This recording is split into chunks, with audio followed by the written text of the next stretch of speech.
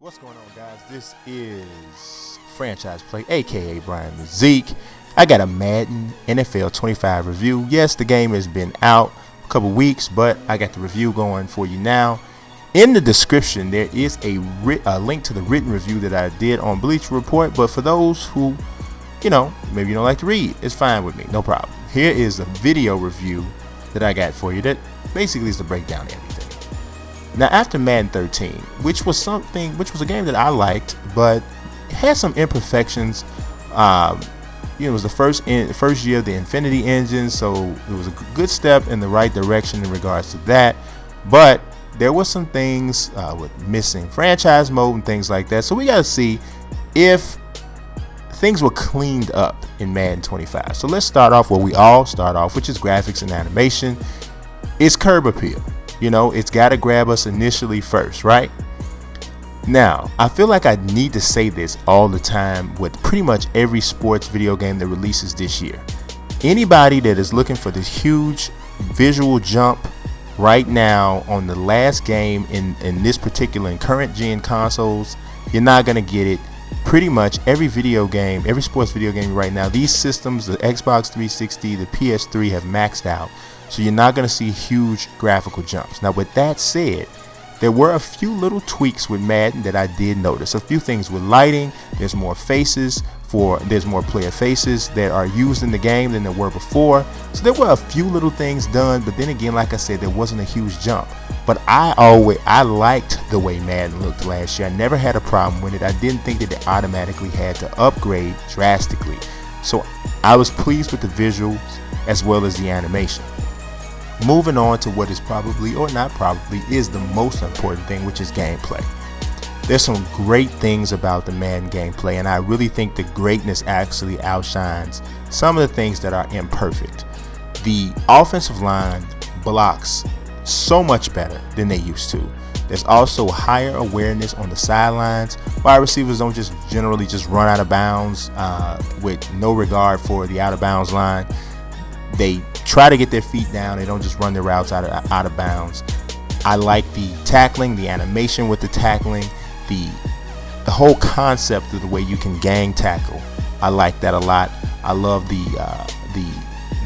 different animations with the receivers. Now, the things that are potentially an issue.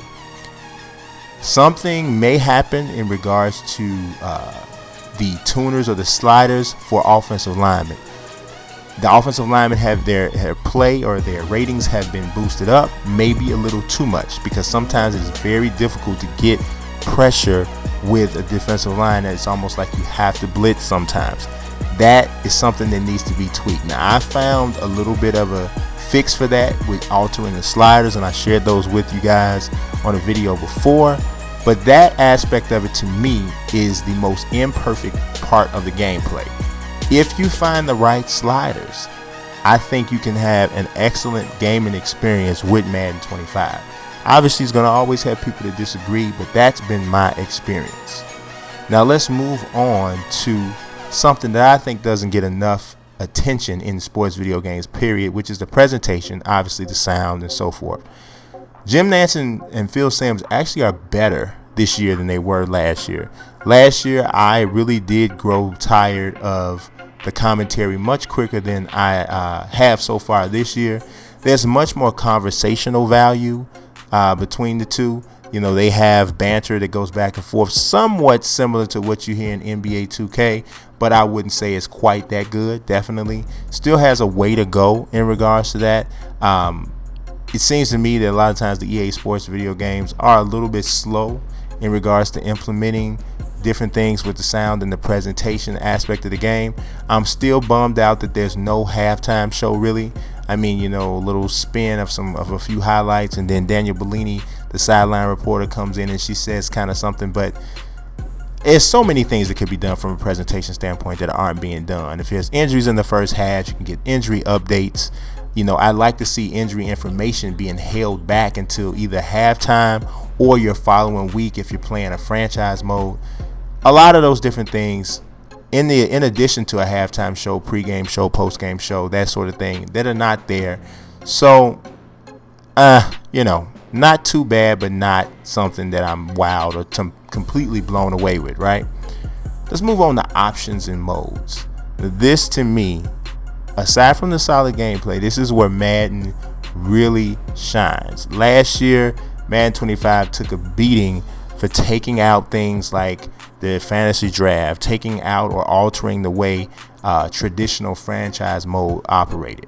Well, this year, every single option, just about any way you want to play Madden, is available. You can play, you can do owner mode is back. You can take full control of an organization. You can relocate that organization. You can rename them. You can take them to up to 17. I believe it's 17 different cities. Fantasy drafts are back. I mean, you can edit players. You can edit their names. All types of things. You can't edit their faces, which is something I wish you kind of could do, or hairstyles and stuff like that. But that's not that big of a deal, right?